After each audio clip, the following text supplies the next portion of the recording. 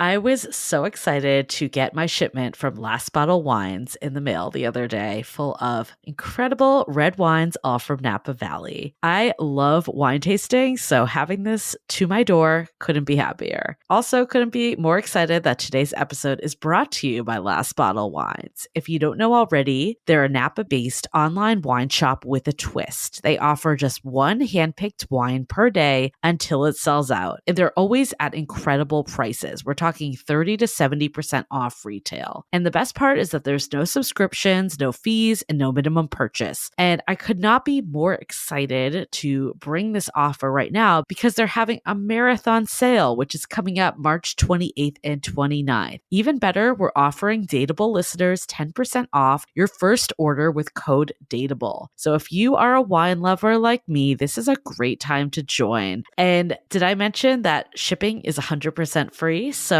what are you waiting for? Mark your calendar for March 28th and 29th, or get on it earlier if you want. You can sign up at lastbottlewines.com and use code DATEABLE and find out why Last Bottle is the most fun way to discover and buy amazing wine. This episode is made possible by Badlands Pets. As you all know, Mojo, my precious baby, is the reason why I found love in the first place. He made me feel love again. So I would do anything to ensure his health and longevity. And actress Katherine Heigl and I have that in common. She's helped save over 16,000 dogs through her foundation. And after doing a ton of research, she feels there's one place we can look to improve any dog's health, and that's their food. So fortunately, she found that just by adding a few special superfoods to her dog's food, she saw huge transformations in their health. So she's made a 20-minute video explaining step-by-step how anyone can do the same thing to see incredible changes in their dog's health. I've definitely re-looked at what I'm feeding Mojo and making sure that, hey, he only has one life to live, and I want to make sure it's the best damn life. So if you want to keep your dog healthy and happy, go to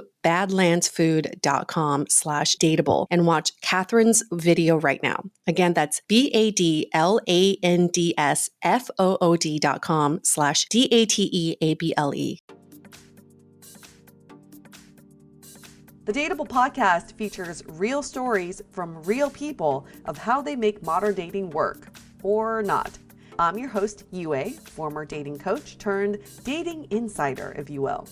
On each episode, you'll hear commentary from my producer, Julie Krafchick, and other surprise co-hosts. This episode of Dateable is brought to you by 500 Brunches. 500 Brunches connects like-minded people with similar interests to meet in real life over brunch. You answer a quick questionnaire about your interests and how you spend your time, and then they'll match you in small groups of 6 to 8 at a brunch spot in San Francisco. Get a free entry into a brunch now by signing up at 500brunches.com and using the code DATEABLE. Hey everyone, welcome to another episode of Dateable, a show all about modern dating. Our guest for today, his name is Erik Newton. He's a former divorce lawyer, and he has helped thousands of couples decouple. So romantic. But through it all, he still believes in love, believe it or not. He's a self-proclaimed true romantic. He left his law career to help couples build healthy relationships. And as a result, he started Together, an online resource and guide for couples navigating through the good, the bad, and the ugly of relationships. He also co-hosts the Together podcast, interviewing various couples on how they make their relationships work. He currently lives in San Francisco with his fiance, sometimes volunteers as a marriage commissioner at San Francisco City Hall, and has had the honor of marrying more than 180 couples. So you went from decoupling people to now coupling people for life. That's about right. That's very honorable. So Erik, you're 42 years old. You're originally from Boulder. Is that right? Okay. I'm actually, wow, that's deep research. I know. I'm from Fort Collins, so we have that. We have that in common, Colorado in common. Yeah. And in your form about, what you want to talk about today, you said you want to explore the intersection of conflict, intimacy, and truth. Whoa. Whoa. We're getting deep. Whoa. My favorite topic. We need 2 bottles of wine for that. I want to first start with, I'm curious, have you been married before? No. Never been married before? No, I was working on a book and I was thinking of calling it 1,000 Divorces But Never Married. Wow. Or something like that. Because, yeah, I've seen all these couples break up, but I myself was never able to keep a relation together for more than, I don't know, 3 years or so. So it's like always the divorce lawyer, never the actual groom. Right. Exactly. Now I've been in a relationship for coming on 6 years. And, we're going steady. We'll be married soon enough. But when are you getting married? We don't have a date. Just gonna anytime. happen. You're basically married. You have a ring on. Well, I wear a engagement ring on my right hand because I couldn't get over that I was giving her an engagement ring, but I wasn't getting exactly. it just didn't seem even somehow, So I went and bought this at a pawn shop for $20. I love it. Something to signify. Yeah, something to signify. So what are your general thoughts on marriage? Well, big question. I think marriage is extraordinarily useful. I think it is rooted deep in our collective psyche. I think it's really, really important to the way humans understand ourselves and society and culture and relatedness. It goes back to some archetypal ideas of the union of opposites. I think it's deep in us. And at the same time, I don't think it's necessary. And I think it's perfectly fine and totally plausible to have an extraordinarily deep, loving, romantic relationship where you learn all kinds of things about yourself, but never bother with this institution. So I'm really agnostic as to whether people get married, stay married, break up, whatever it is that people want to do. What I'm interested in is what can people learn about themselves through the process. So why do you think marriage is necessary for you? Well, for me, there's an added degree of commitment that in our culture at least, and given my cultural roots, and things are changing all the time in every single culture, but in the era that I was brought up, which wasn't that long ago, there's just something about being married that takes commitment to another dimension. And I interview, of course, hundreds and hundreds of couples about this, and what they kind of uniformly all say is that no matter how long they'd been together before marriage, there's something that shifts imperceptibly but deeply in their way of seeing themselves in their relationship when they actually do get married. Is it, oh shit, this is for life? That's one factor, yeah. And there's like the first year of marriage is like the hardest theory, which I don't fully understand. Maybe it's because I'm not married, but that's like a known thing. Yeah, there's that adjustment period that's just really painful. The first year is often characterized by feelings of buyer's remorse, for instance, the oh shit, what the hell did I do phenomenon that you're talking about. Postpartum, right, exactly. And, people have to deal with that sort of thing at the beginning, but and I think all of that is rooted in this idea, this concept that we've been spoon-fed by media over years and by our parents and just by the way culture is around this union of opposites concept about how the heck are we supposed to behave and who are we supposed to be when we're married. And it's an unconscious thing. So you start acting differently even though you don't know it. So even if you don't have buyer's remorse, you just could feel like you have expectations that you need to meet or expect of your partner, and that's where it becomes like more tricky. Yeah, absolutely. Well said. That wraps it up well. Definitely. I have some friends who are newlyweds, and they tell me that their first year of being newlyweds, it's that feeling of what's mine is his now, and that's hard to get over. I could see that. It's kind of like what I work towards is now half his in a way. Yeah. And it's not just material things, but my identity, what I work towards as this successful, intelligent, powerful person is now half his identity. Yeah. So I find that really interesting. How did you become a divorce lawyer then? Well, I guess there's two answers to that. One is I fell into it. How did you fall into it? Fell in love, fell in divorce. It just worked out. The quick answer to that question is I moved here without a job. I'd passed the bar. I didn't have any money. I didn't know what I was going to do for work. I arrived in San Francisco with just enough money for rent for a month and hung out a shingle. And the first work that came in the door was divorce work. But it wasn't the work that I wanted to do. I was going to be a startup lawyer, and I was going to become a billionaire tech investor, and I was going to rule the world. And here I was divorcing people, and it just, talk about identity. It just didn't match up with what I thought about myself. But it kept coming in the door. And then I found a mentor who was a celebrity divorce lawyer, and he took me under his wing, and pretty soon I had this thriving practice doing high asset divorces, and it kind of wasn't what I wanted. But then I stopped and reflected for a moment over drinks with my mentor, and he said, nobody gets into this by accident.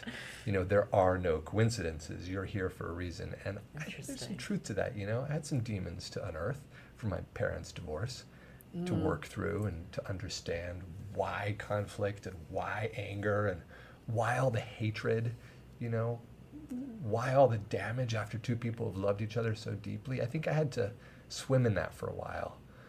So the stereotype is divorces are all nasty. Did you find that with your cases? Definitely not, no. And, the other thing, too, is a lot of people divorce themselves. I don't know what the stats are, but it's a big percentage of people that just, go through it themselves. Who needs a lawyer? And, two adults really can do it. There are some complexities. You need some help with the paperwork. Maybe you got to figure out how to divide some assets, but you can do it. Is it like LegalZoom for divorce? Is it like LegalZoom, the online? LegalZoom actually does help you with, if you've got set up your simple, LLC, get divorced. it's $59. Exactly right. I think it's like $159, but basically, So of all the couples you saw decoupling, what was the number one reason for divorce? Well, okay, so there's the surface reasons. There's the things that people tell you, like we disagreed about money, or sex wasn't working out. That's the only two reasons you ever hear about is finances and sex life. Yeah, it's money and sex are the two big ones you hear about. There's also third parties. There's all like mothers-in-law or best friends getting in the way. There's also use of time, like he or she is always never makes time for me, is always out doing their own thing, that kind of thing. It's the complaints. But what I was always more interested in and remain more interested in is what's below those complaints. I don't think that those complaints are really the issue. I think what's really going on is that people are scapegoating one another for their own internal suffering, their own identity-based pain. I think that that's mostly what we do in conflict with one another, and almost always what's going on in so relationship you think conflict. People get divorced not because of their partner, but because of some deep-seated issues in themselves? Oh, for sure. Whoa. I know, this is super interesting. Whoa. Yeah, more I was on this. blown away when we had this initial convo. So basically they're divorcing, they're trying to run away from their demons. Yeah, they're running away from themselves. I mean, if you really think about it existentially, the pain that we experience is us. Pain is conceptual. It lives internally. It lives on this strata of this concept of experience, and that's really kind of all any of us has. Yeah. And our pain is living inside of us, created by us for a purpose. I think evolutionarily speaking, it's there for movement, but we wallow it in a way that's really unhealthy as humans. And but on the flip side of that, that's access to personal growth. When one of these swamp monsters starts to come out, that's your opportunity to stop and say, whoa, whoa, whoa, there's obviously a grave right there. Let's dig it up. I mean, I'm getting really morbid in my analogies. So I guess it makes sense because a lot of people turn to relationships to fix what's wrong in their lives. Totally. So I guess it makes sense that they could get married and then still have the deep-seated issues that come out later. See, okay, so this is my own personal theory about marriages and divorces in general. When you get married, you pick one person. Yeah. That person may not be the best person for you, but it's called a commitment. So you're committing to them for life. And then throughout your life together, you learn to work on those little issues, and you learn to love one another even more. Yeah. So to me, it's not so much about the marriage part. It's about that journey throughout marriage of of committing to each other. So I just think if you're already committed to someone for life, when you say your vows during a marriage, why do people still get divorced? Are they just lazy? They just give up? Well, they get divorced for a lot of reasons. One is they don't agree with your theory of commitment. So, and another one is the pain gets too deep to manage. And I sort of think of it as a matrix. You can think of it as there's an X and a Y axis. On the X axis is an individual person's level of commitment. Some people, when they commit to marriage, you'll hear them say things like, I'm committed until we're not spiritually aligned anymore. I'm committed till I'm not. Right. Which, to be perfectly honest, I'm not decrying. I think that if two people go in eyes wide open to that kind of marriage, so be it. That's what they want. But you've got to be clear about where you fall on that axis. Then the other axis is kind of how much personal development work are you willing to do? Because no matter how committed you are, your relationship will. I don't care if you're Gandhi, or I don't care if you're somebody who was massively abused as a child and hasn't recovered. Wherever you are on the personal development spectrum, you're going to face pain in a relationship. You will, without question, definitely. The challenges are coming. Don't pretend they're not.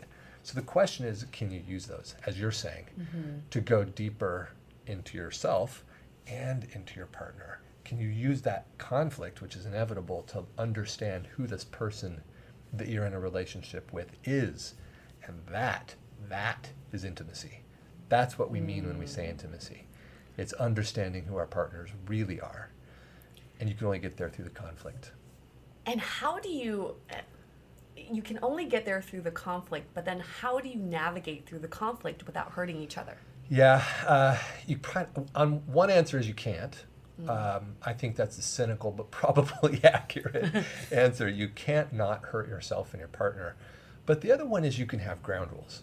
You know, you definitely can go into a relationship with your eyes wide open that you know this is coming and that you're here for the work. Right. You're here for the work with your partner. And go in with support mechanisms in place. This is why personal development work in terms of therapy or relationship courses or couples counseling or even having a clergy member who you can talk to. Some kind of neutral third-party mechanism that you can use to get outside of your own miasma to see what's really going on. That's how you do the work. I think that's interesting too, because I feel like people do lie on that spectrum of like how much self-work they're willing to put out there or even aware of that's needed. Or can do. Yeah. So it's like finding that partner, like you were saying with the commitment part. Yeah. Like making sure whoever you are with also feels that way. Yeah. Well, that's a nice segue to my next question, which is some would argue that divorces can be prevented if people chose better to begin with. Yeah. I know you have some interesting thoughts about this. I want to hear your theories. I don't think you can have a perfect match. By definition, there's no such thing as perfect. Sorry, match. Match.com and eHarmony. It doesn't work like that. But there are better matches than others, for sure, in terms of ease of dealing with conflict, and you can definitely win the lottery. You meet those couples who just seem like everything's going great. But let's not fool ourselves that those people are in the majority. They are in the vast, vast minority. Yeah. Most couples, no matter what they share in public, no matter what they put on Instagram totally. or Facebook, they're having those moments where they're wondering, how the heck did I end up with this person? You know, like those are inevitable. So I think it's important to go in knowing that you're not going to find a perfect match, but that some are easier than others. Now, there's a spectrum of good enough. And in some sense, you also can't know in advance your level of tolerance until you're in it, until you've gotten past that honeymoon period, right? So in some sense, you're rolling the dice. But there are some basic things that you can do in advance, I think, to make sure, or to get a better understanding if you're in the right spectrum, which we can go over. But the point I was getting at was that once you're in that spectrum where you've decided, yep, this is good enough, or maybe I think we're high on the spectrum, I think this is going to work, then you make the commitment that you're talking about, or you make a commitment that works for the two of you, and you just dive in and you do the work when it comes up, because it will. But the problem with modern dating is the paradox of choice. Yes. There's so many options out there. Some would say, Eric, if the spectrum of good enough, that's called settling. Yeah. I'm not willing to settle. What would you say to them? That they're being unrealistic. I mean, I don't think you need to be in a relationship. But if you want to be in a relationship, you've got to be ready for those uncomfortable feelings. Sometimes it's going to present itself as mediocrity. Sometimes it's going to be boring. Sometimes it's going to be just dry sex, but you feel like best friends. Sometimes it's going to be passionate, angry, fighting. Yes. Sometimes it's going to be easy street, but it's going to be all of it, and you got to be ready for it to be all of it. And if you think anything else is possible, you're just being naive. Yeah. And you're robbing yourself of the great opportunity here. Because again, life is not about resolving conflict. That's death, really. The only point at which conflict is over is when there's no more you. We are finite beings who know ourselves by our limits. We know who we are by what we're not. We experience the sense of touch because one limitation bumps into another limitation. And in its most innocuous sense, that's just a feeling, it's just a sensation. But push that up a degree or two and it becomes pain. And then pain with interpretation becomes suffering, and then you're off to the races. But that's the character of our life. Our life is defined by those limits. And to pretend them away, to numb yourself out to this pretended perfection is robbing you of what is life. Yeah. And egos get in the way. Pride gets in the way. We hear it all the time. Well, he wasn't good enough for me. She's not good enough for me. Yeah. But how is that just an excuse, or how do you know when someone's not good enough for you versus someone that you really should be working harder with? This is one of the hardest questions to answer. And so forgive me if this is too reductionist, but I think it comes down to this. Okay. If the relationship is good enough to be good, it's good enough to be great.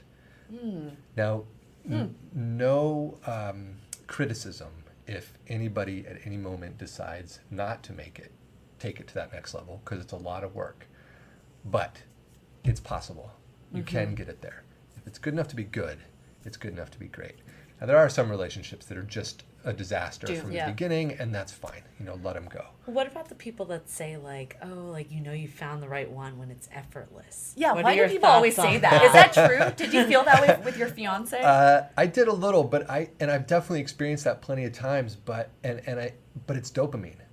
It's dopamine and serotonin. So if you look at any of these research studies about what the brain is going through during the first phases of love, it looks something like, for the first month or so, the first roughly 30 days after you meet somebody that you've got chemistry for, you're awash in dopamine. And the dopamine is making you want to smell them and hold them, and you can't stop thinking about them. Be with them all the time. All the time. You're like, this is magical, right? And that phase matures into something that is characterized by serotonin. Yep.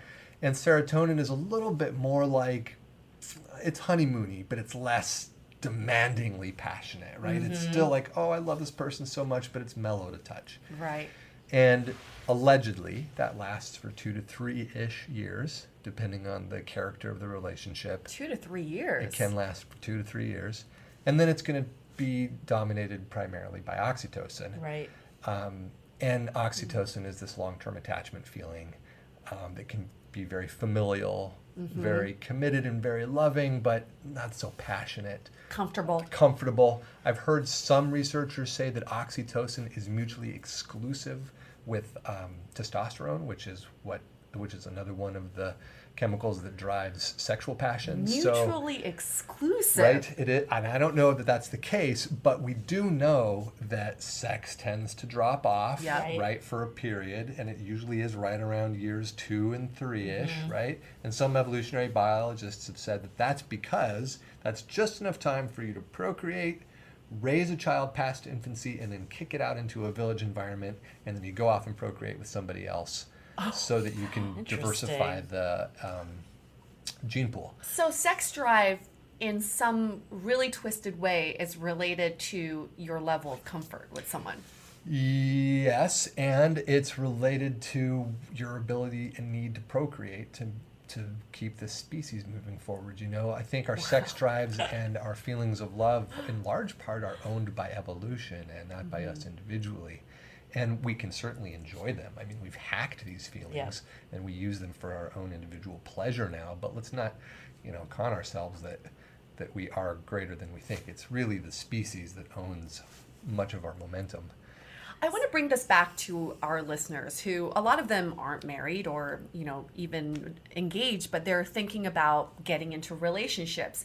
And what happens a lot of times is that media portrays relationships as what we're talking about. It's just like this passion and you want to be with them all the time. And it's always this honeymoon phase. And it sets a really high, unrealistic bar for relationships. Yeah. So when people date in today's age, get to even a glimmer of a relationship and it's not what they expected, they peace out. Yeah.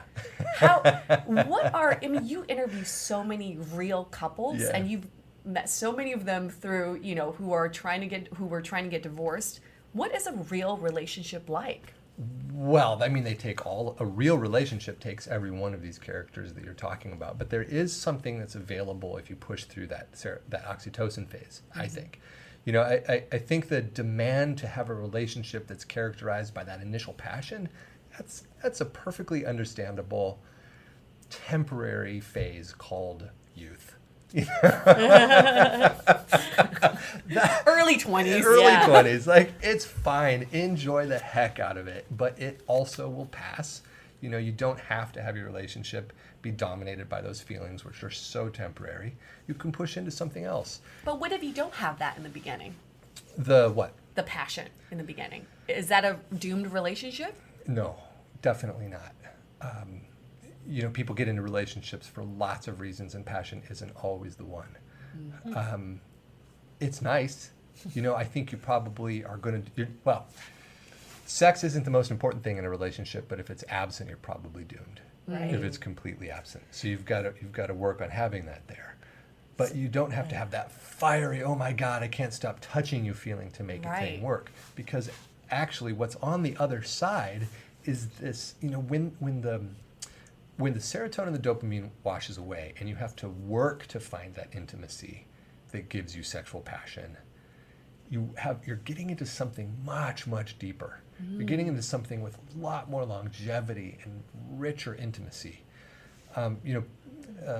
Joseph Campbell used to talk about something called the second marriage, which he thought of as a renaissance of one's only marriage. And he always said that it happened around year 20. When couples, now I don't think it has to take 20 years, but he always said that at around year 20, the struggle is finally gone and couples have this opportunity to dig into that deeper wellspring of intimacy that's available underneath the easy passion, underneath the drugs. These neurotransmitters are just drugs in some sense. And we're high on the drugs of love for the beginning part of our relationship. And once those are gone, then you can find out who you're really with. And there's interesting. And the sex that comes out of that is always better. I bet. But you got to get to it. So can we go back to what you were talking about earlier about the qualities that make it easier? I know you said we would table one part. I just interviewed Dr. Helen Fisher. Yes. Do you know who she is? She's amazing. Yeah. And she has a breakdown, which she's going to, you should probably read her book because I have a hard time always paraphrasing it. But it's just another one of these nice ways of looking at our personalities. And she says there's essentially dopamine-dominated people. Oh boy, I'm going to slaughter this. You know what? Let me not try to repeat her exact theory. Let me just point you to her book and say that. And your episodes with her. And my episodes. Yeah, she breaks it down in my 2 episodes with her. Good point. But because the bigger picture for me is that it doesn't really matter what structure you use to understand your personality type. It's just good to know it. Right. And it's good to know which types are a match with yours and go for those.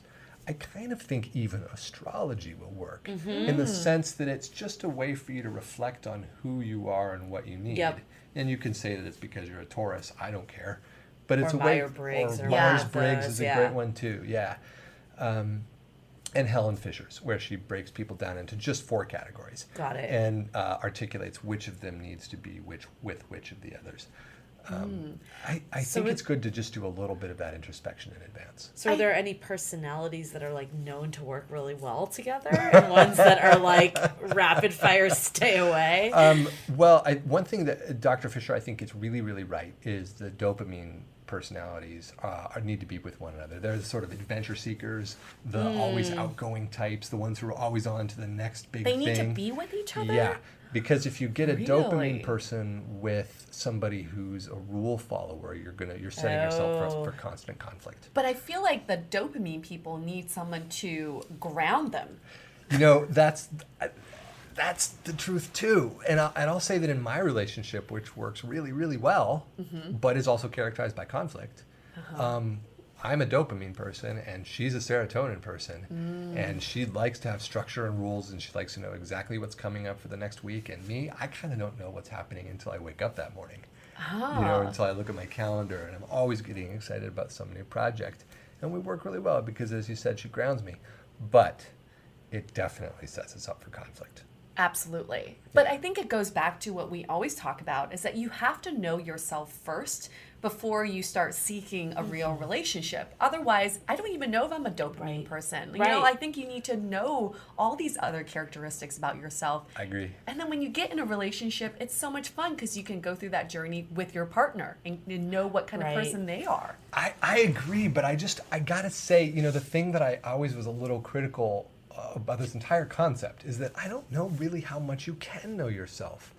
I mean, you know, you got to do the best you can do. Yes, introspection is better. The examined life is always more worth living than the unexamined life. Absolutely know yourself, do the work. But also, to some degree, you just have to do your relationships. You just have to put one foot in front of the other. Well, people change too. So I think some of it too, it's like whoever you're along the ride with, like, can you guys grow together? Or are you growing at different speeds? Because I feel like that would make a huge conflict. Yeah. And how do you predict that ahead of time? You can't. You can't. Which is why all the work I've done always leads me back to the same point again.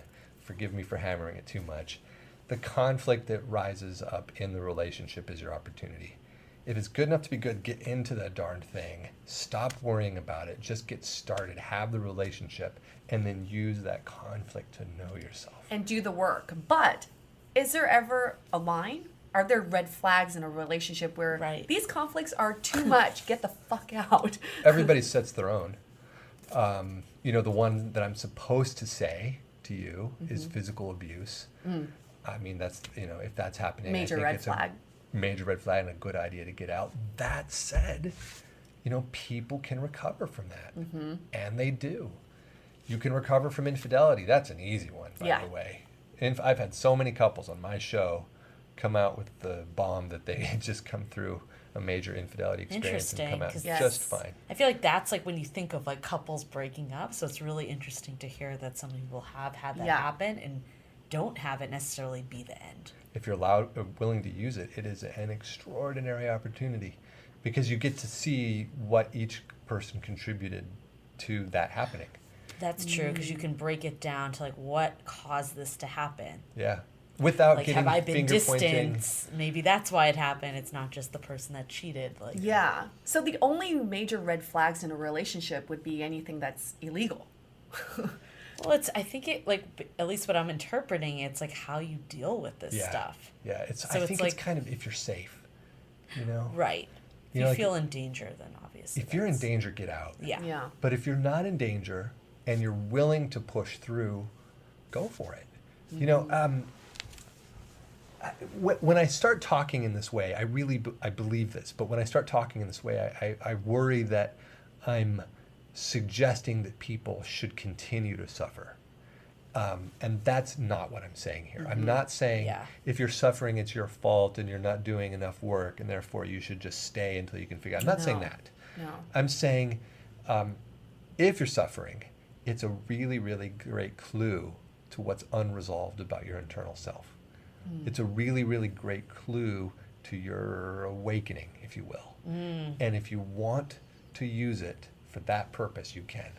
And it's hard work and you got to dig through it and you got to be active and proactive.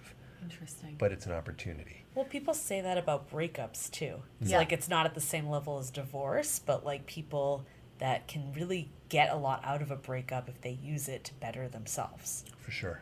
So I guess like back to like your two earlier of money and sex being the two things, I guess we kind of covered infidelity, but what would you say are the deeper rooted issues with the two of those? So I love how money and sex are so powerful. So I think of sort of the two driving forces of the human experience, I think of them in biological terms as procreation and survival. Really, as far as our animal selves are concerned, that's what we're here for. And then there's lots of consciousness layered on top of that, and lots of sort of spiritual inquiry layered on top of that, and art and beauty and all of those wonderful pursuits that I'm not dismissing. But at the root of who we are as physical beings, we've got these two driving agendas. And in our modern experience, those two are represented by sex and money, procreation and survival. And so those two issues tickle our deepest drives and therefore our deepest fears. Because really what a fear is it's some sort of coded response to that we're not doing what we're supposed to be doing to survive or procreate. Right? And then the fears get abstracted and they become anxieties and they become fights and they become suffering and all of the life challenges that we feel on a daily basis. And so the quickest access to those two things often is how we relate to sex or money. Sex has another layer on top of that even, which is that for some reason, the way our psychology seems to be built, humans tend to, and I'm citing research by sex therapists like Stan Siegel and others, that humans tend to take childhood wounds and traumas, and in order to understand and normalize them, we sexualize them through adolescence, which is why you get these fetishes that people have that are related to some kind of childhood trauma. Fetishes are related to trauma. Interesting. Now, I want to say, I'm not the sex researcher here, but this is one of the predominant theories about where sexual proclivities come from. It's, if you think about what a sexual desire is, it's an idea. It's a story. Yeah. It's an abstracted concept that's living in your head. Where does it come from? Where does it come from? And the answer, not always, but often, is it comes from some experience in childhood that was painful, that got sexualized through adolescence, and maybe became a full-blown fetish, or maybe just became a desire. Interesting. But inquiring into what we want and why we want it is is one of the first steps towards understanding where those traumas were in childhood and where your pain still lives. And then that is the first step towards understanding who you are as an individual. And then, right, the whole thing can come unraveled there. So when couples get divorced or break up based on reasons about sex or finances, those actually relate to other issues, and those are just kind of the surface level issues. For sure. Yes. I mean, it's always the deeper stuff, right? And at the same time, if your partner is going to Vegas and spending all the money that you guys have in your savings account, you've got to stop that bleeding. You've just got to. You've got to protect your finances. You've got to protect yourself. Or if your partner just refuses to have sex with you and is sleeping with someone else, and you don't find infidelity forgiving. There's some reasons that are more black and white also. Yeah. And there's work to do there. There's work, obviously, for your partner to do. Right. If they're blowing money in Vegas, there's something going on. Yep. If they're going to prostitutes but not having sex with you, there's something going on for them. Right. And the really deep and hard to look at work is the person who's the quote-unquote victim in that situation. And, this is not okay to say in politically correct society, but the truth is they have an opportunity to look at their own responsibility, too. Right. And that's where the good work is for them. Totally. It's interesting because I feel like my parents, growing up, I didn't think they had a good relationship, but later in life, now that probably my brother and I've left, they seem to be really doing a lot better. So I do think it goes in waves over time. Definitely. Too. So I feel like we, in this society, because we're constantly delaying marriage now, because it's all about improving yourself and finding the best person to suit you. So people are willing to spend more time to find the one. And my mom always says to me, and she's been with my dad for 37 years. They've been married for 37 years. She goes, just find someone and just make it work later. She always says that. She's like, you can't be afraid of divorce. You can't be afraid of marrying the wrong person, because chances are you're going to have those thoughts anyway. Yeah. Just find someone, stick to them, and figure it out later. Totally. So let's talk about some takeaways. My takeaways are, I think it's really so fascinating what you're saying about, because I thought we were just going to talk about finances and sex all episode, how couples can reconcile those issues, but you're saying those are tied to deeper issues. So it makes me think about couples counseling. I mean, I think a lot of couples go through counseling when it's almost a little later in their relationship. Although When that's changing. That trend is changing. Is it? Finally, people are waking up to the idea that if you want your relationship to work, you got to lay the groundwork in advance.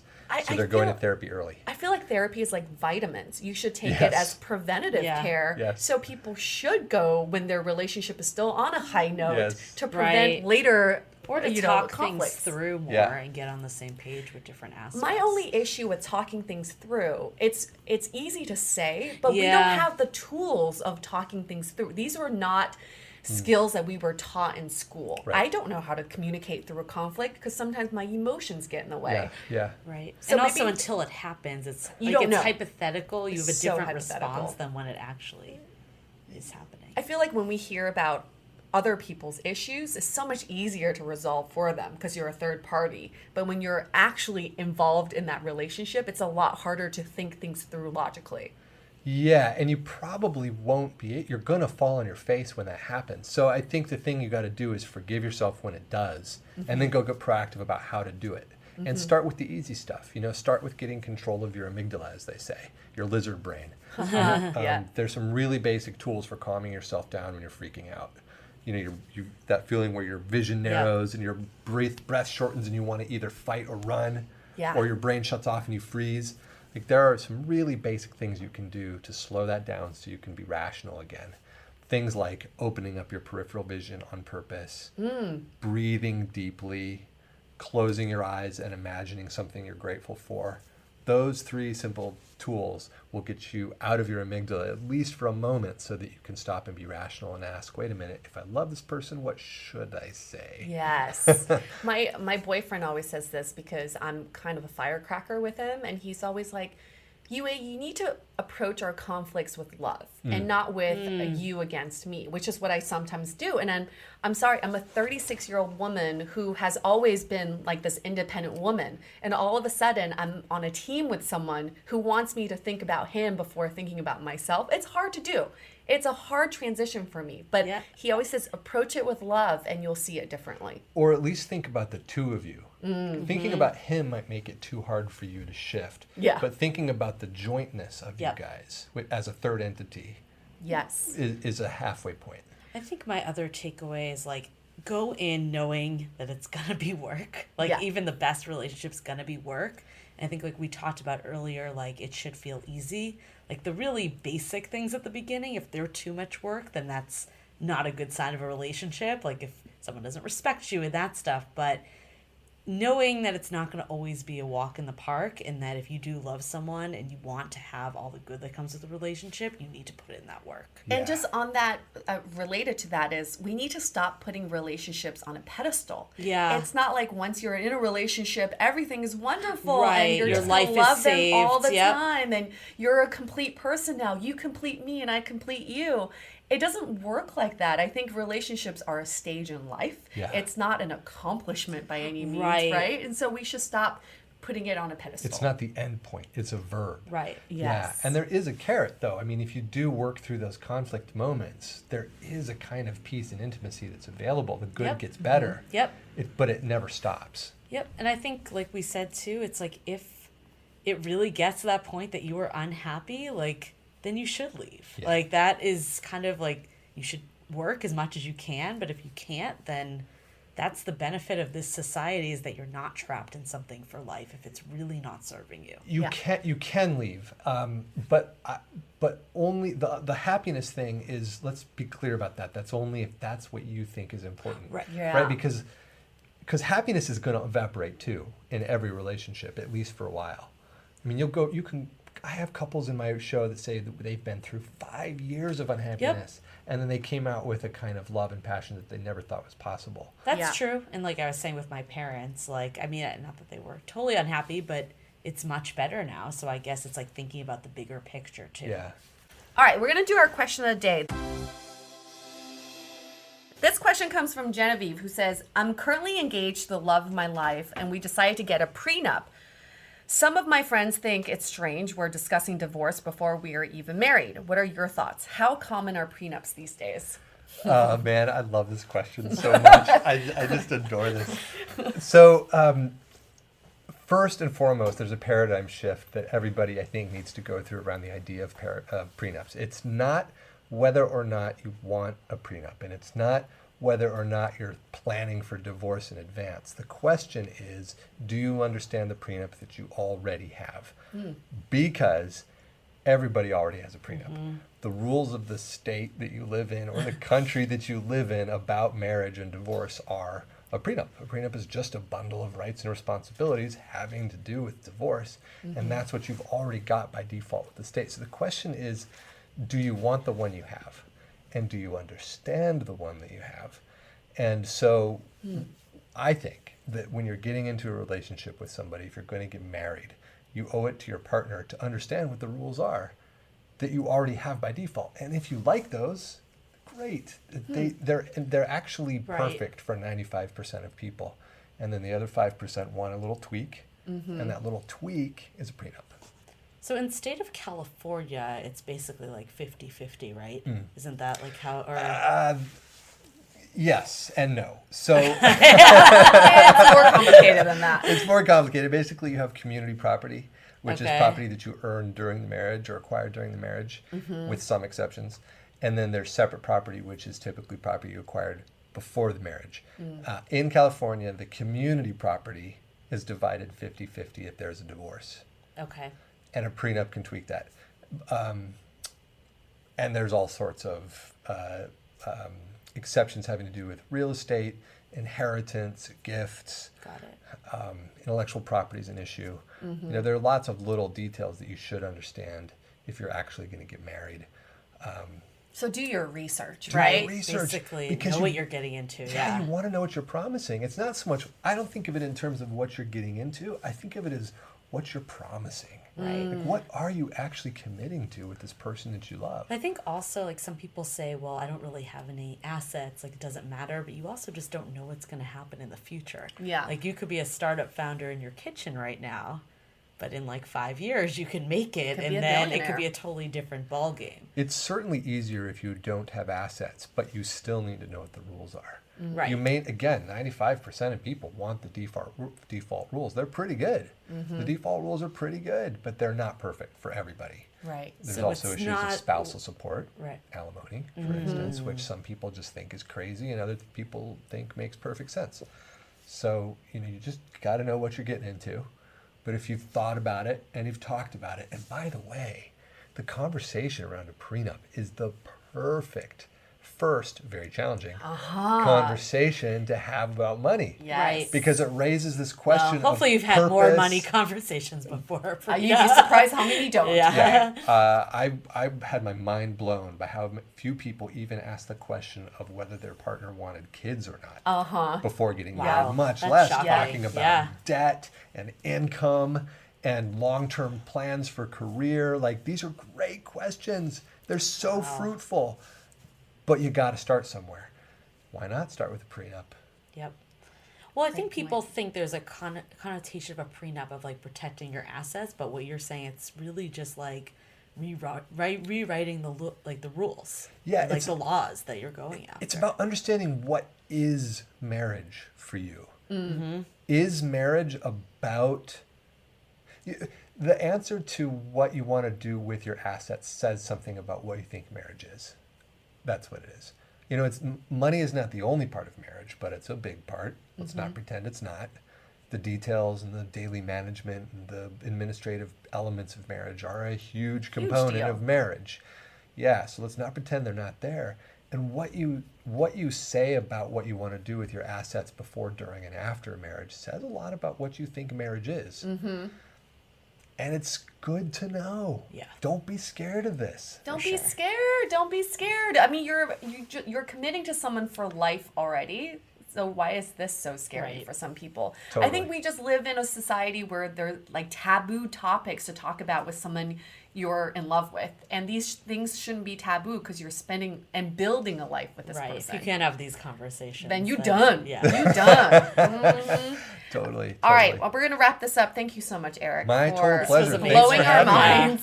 Thanks for having me. Come to the studio anytime. I'd love We to want have to you come to guys the on my studio. show. We want to direct our listeners to your podcast that can be found at together.guide. That's right. Let me see. I memorize all of that. And also, you live in San Francisco. Yeah. So if people want to reach out to you, they can find your contact information on your website. That's right. At the website, there's a contact form and email and all that stuff. And I love folks. I'd love to talk to anybody. And for anybody who wants to be a guest on our show, we'd love to have you as a guest. We can even anonymize you if you want to protect your identity. Give us a shout out. We love to hear from you. And on that note, Stay dateable.